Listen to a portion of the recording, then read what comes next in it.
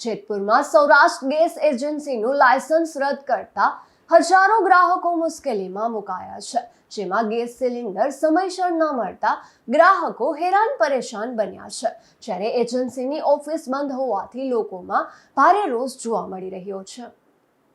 જેતપુરની કણકિયા plot વિસ્તારમાં આવેલી Saurashtra gas એજન્સીનું licence રદ થતા ગેસ વિતરણની વ્યવસ્થામાં વિક્ષેપ આવ્યો છે। મળતી માહિતી મુજબ ગેસ રિફિલિંગના વિડીયો વાયરલ થયા બાદ એજન્સી સામે કાર્યવાહી હાથ ધરવામાં આવી હોવાનું જાણવા મળી રહ્યું છે। હાલમાં ગેસ વિતરણની જવાબદારી ગોંડલની સ્પાર્ક ગેસ એજન્સી અને મહારાજા ગેસ એજન્સીને સોંપવામાં આવી છે। તેમ છતાં ગેસ સિલિન્ડર સમયસર ન મળતા હજારો ગ્રાહકોને ભારે હાલાકીનો સામનો કરવો પડી રહ્યો છે। એજન્સીની ઓફિસ બંધ હોવાથી મોટી સંખ્યામાં ગ્રાહકો ત્યાં પહોંચ્યા હતા અને પોતાની મુશ્કેલીઓ રજૂ કરી હતી। ગ્રાહકોએ તાત્કાલિક ગેસ વિતરણ વ્યવસ્થા નિયમિત બનાવવા તેમજ સમયસર સિલિન્ડર ઉપલબ્ધ કરાવવાની માંગ ઉઠાવી છે। મારું નામ રસિકભાઈ।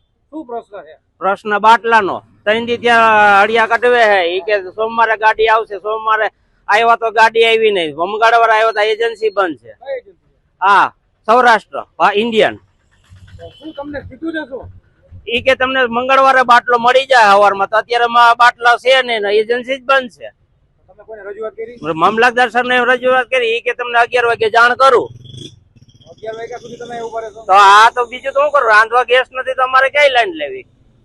કઈ માયકા તો બાટલા જડતા નથી તોય લઈ લે, કાળી બજાર નું કોઈ દેતું નથી તોય લઈ લે। એજન્સીની અત્યારે શું હાલત છે? એજન્સી અત્યારે બંધ છે, ઈ કે કૌભાંડ થયું છે એનું, અત્યારે જાહેરાત થઈ હતી કે અહીંયા આવ્યો તો ઈ કે એનું કૌભાંડ છે એજન્સી વાળાનું।